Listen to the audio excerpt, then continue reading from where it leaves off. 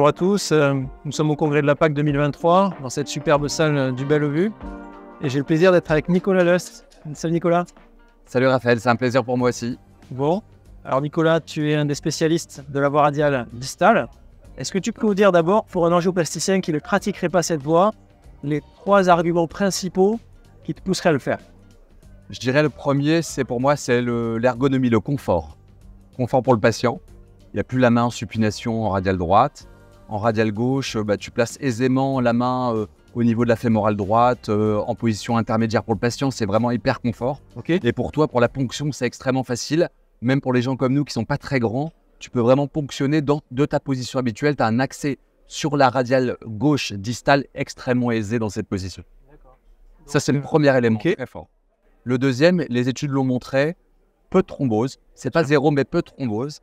Notamment, toutes les études. Une seule étude montrait une équivalence, mais c'était disco-radial. Dans le disco-radial, tu as je pense, c'est un process de mise en place et de retrait du TR-band sur la radiale proximale qui est extrêmement strict, avec des taux de thrombose qui sont de moins de 1%.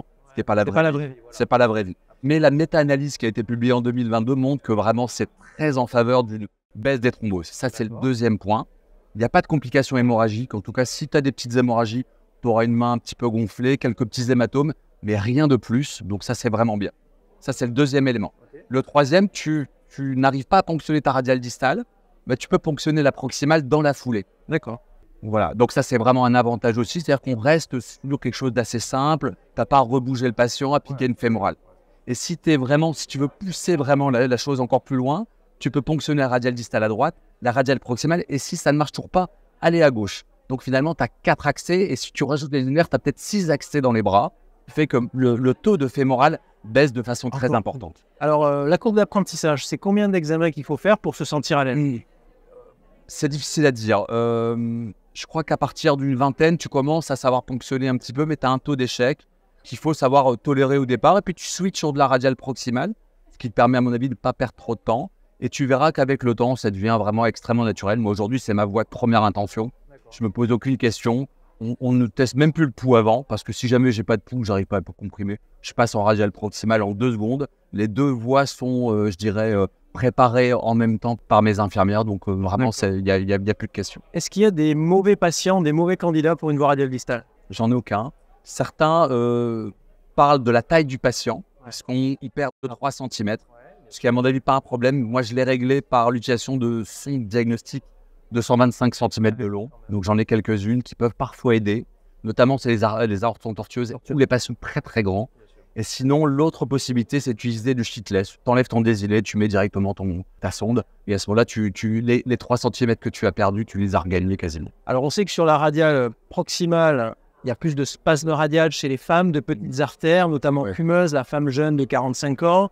Quel est le taux de spasme radial en distal par rapport en proximal? Est-ce que c'est la même chose? Est-ce que ces patientes-là, tu te dis non, je vais leur faire mal ou non? Encore une fois, je vais te dire non. Pour moi, c'est radial distal chez tout le monde. Donc, je ne regarde pas qui et quoi. D'accord. Effectivement, tu peux avoir un peu plus de spasme. D'où, à mon avis, l'intérêt d'avoir des désilés à parois fines. Ça, à mon avis, ça a plus d'intérêt en radial distal. Et moi, j'utilise volontiers le shitless, notamment chez les petites femmes, dans les angioplasties en radial distale. Et à ce moment-là, ça te permet quand même, je pense, de faire beaucoup de patients. Et donc, je ne me posais aucune question. Est-ce qu'on a des données comparatives pour savoir si la radiale distale est plus ou moins douloureuse que la radiale proximale? Il y a des éléments dans les études. C'est un petit peu plus douloureux, notamment au début de ta courbe d'apprentissage quand tu ponctionnes. Parce que tout simplement, quand tu touches le périos, ça peut être un peu plus douloureux. Donc, avec l'expérience, tu mets un peu plus d'anesthésie locale. Moi, je travaille dans un centre privé, j'ai l'anesthésie, donc ça m'aide aussi un petit peu. Et d'autre part, j'ai tendance à ne pas piquer trop profond. Elle est souvent très superficielle.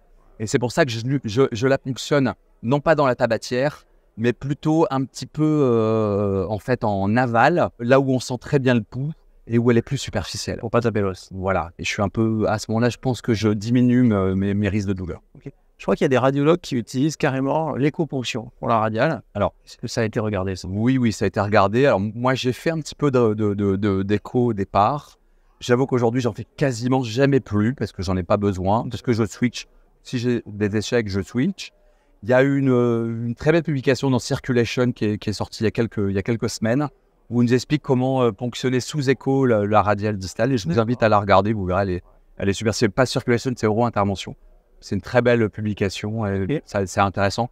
Et en fait, en gros, c'est comme je dirais, la ponction fémorale. Il faut juste faire attention, il ne faut pas trop appuyer. L'artère est très superficielle.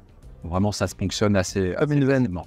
Enfin, pour finir, quel est le taux de conversion sur la radiale distale vers une radiale proximale pour quelqu'un d'expérimenté comme toi? Ouais, alors justement, parce que je vais faire dans peu de temps à la PAC un topo là-dessus, j'ai regardé ma série sur l'année là. Donc, j'ai essayé de regarder ce que j'avais fait.